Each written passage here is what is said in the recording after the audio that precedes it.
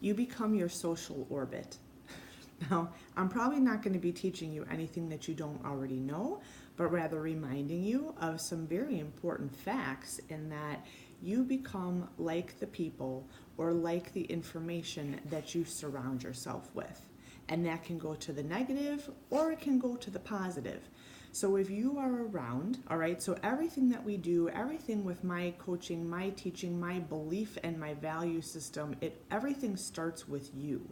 Instead of pointing a finger, he, she, blah, blah, blah, always does this, you have to lead yourself first. And so when you put yourself, okay, because you're always in the driver's seat, everything that you do is a choice, okay? You choose to assimilate with this group of individuals. You choose to listen to certain information on the radio or the television. So you're always in the driver's seat. You're always choosing. When you sit around a bunch of people who only watch TV all day long, you are going to develop those habits of sitting around watching TV all day long.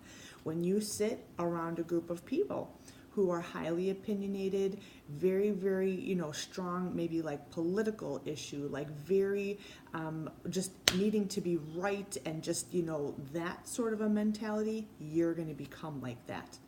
When you surround yourself or allow yourself to be permissive in your views or your affiliation with anybody who drinks, anybody who smokes, anybody who dabbles in or uses drugs, guess what? You are walking in that direction and you are going to become one of them as well.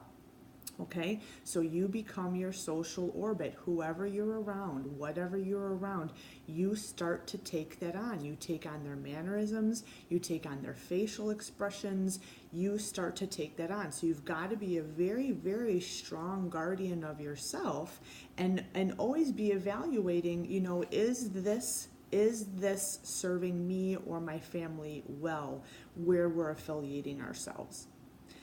On the flip side, when you surround yourself by individuals who have a very strong work ethic, when you surround yourself by individuals who don't believe that because you turn 40, it's like the end of your life or that you're destined to crumble, with the aging process, when you're around individuals who are growth oriented, who are active physically, they do things and they challenge themselves mentally to continue growing, guess what? So do you. When you surround yourself by individuals who, when they handle conflict, their go-to is effective conflict resolution rather than like retaliation or spite or manipulation or passive aggressivity. Do you see what I'm saying? Who you surround yourself with, you develop those character qualities, you develop the habits, you develop the behaviors. So as you're moving forward in any endeavor, this is health and fitness, this is finance, this is, the spiritual component of your life, this is your relationships, this is your career, this is every dimension of you.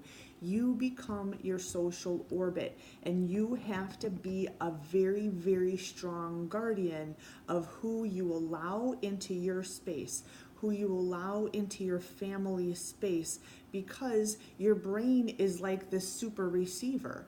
And even if you don't realize it, it starts to, suck in information, things that you see on TV, things that you hear on the radio, things, that you're just around on a day-to-day basis, and it just becomes part of who you are. And the onset is usually pretty insidious.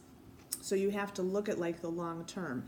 If I'm around this grouping of individuals and I remain around them, or I'm watching this TV show, or I'm listening to, certain stuff on the radio, or however, whatever this pans out to be, when I look 6 months from now, 12 months from now, 5 years, 10 years from now, what is going to be my fate? Okay, so always have your end destination in mind of who you want to be, where you want to go, and be very, very, very strong and diligent about the people and the places and the things that you surround yourself with, because birds of a feather flock together. Who you're around is who you will become.